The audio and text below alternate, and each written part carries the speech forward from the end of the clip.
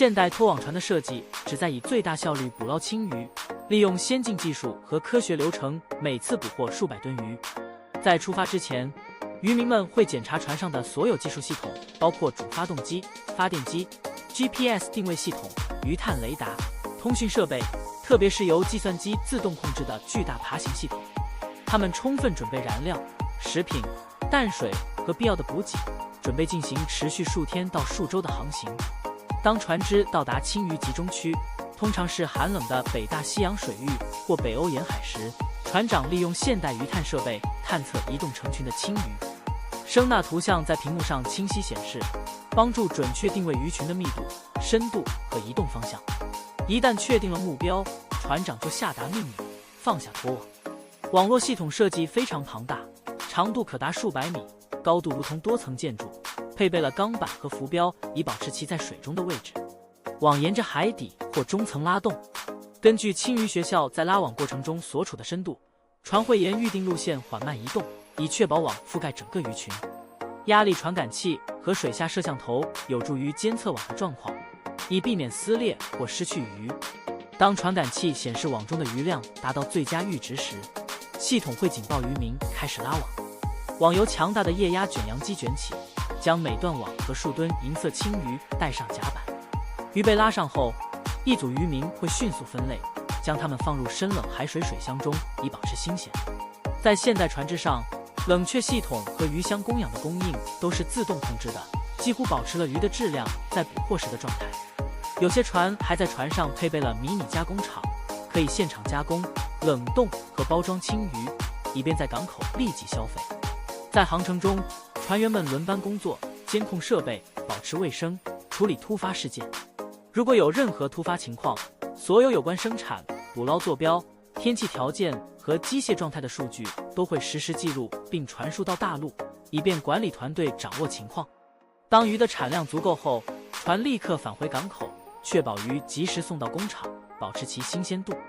现代拖网捕捞青鱼的过程不仅提高了劳动效率，降低了劳动成本，还通过严格控制技术参数，确保了渔民的安全，并限制对海洋生态系统的负面影响。这清楚地体现了长期捕鱼传统与现代科技的结合，超越了单纯的高效捕鱼。现代拖网船还配备了海洋环境监测系统和实时数据分析，以确保可持续捕鱼作业。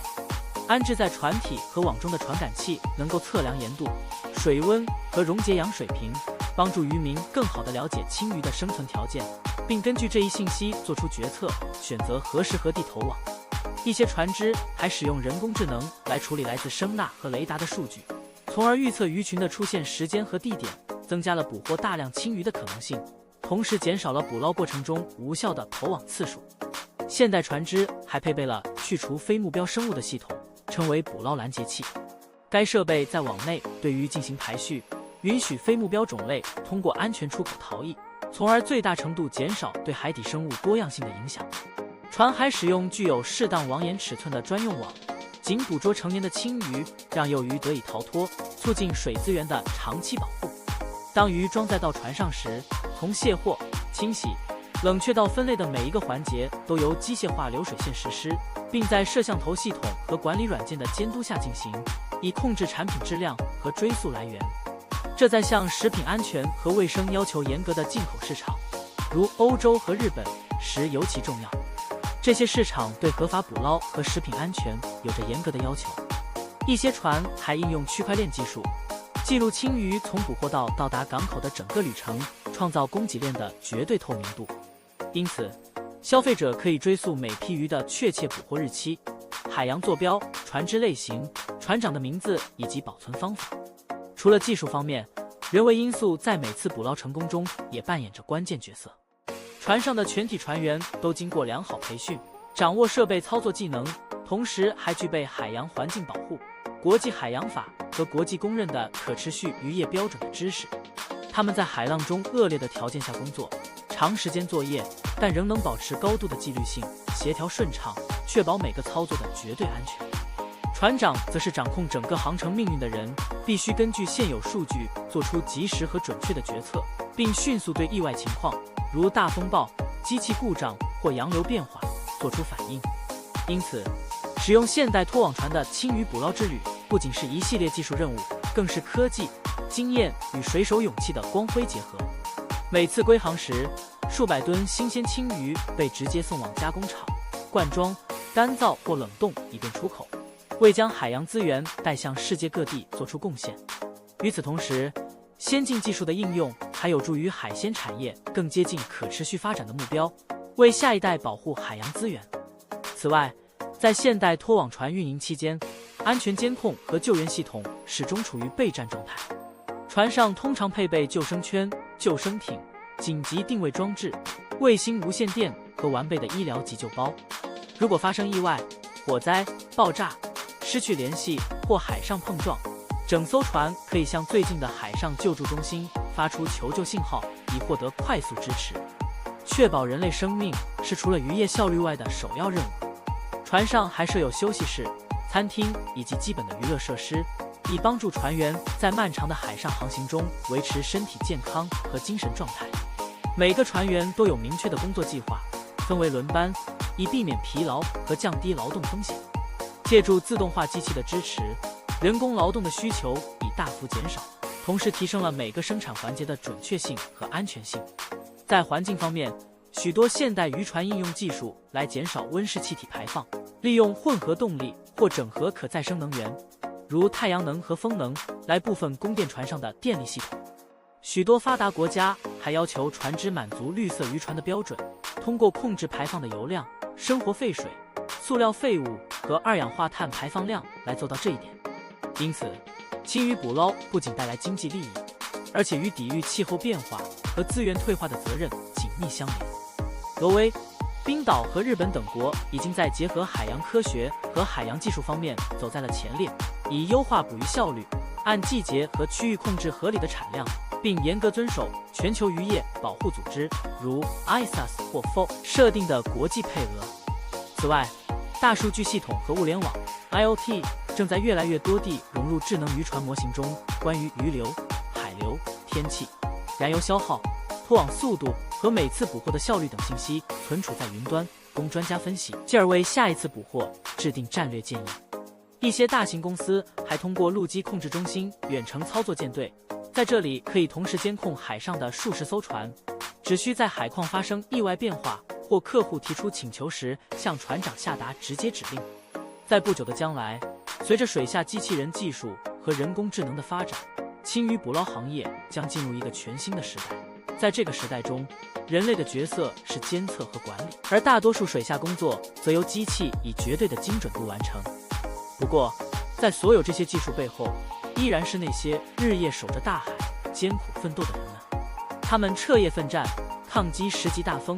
5到6米高的波涛，或忍受北海的刺骨寒冷。在每次拉网时，这是与严酷自然的搏斗，其中即使一个小错误，也可能导致数百万吨的损失，甚至危及整个船的安全。因此，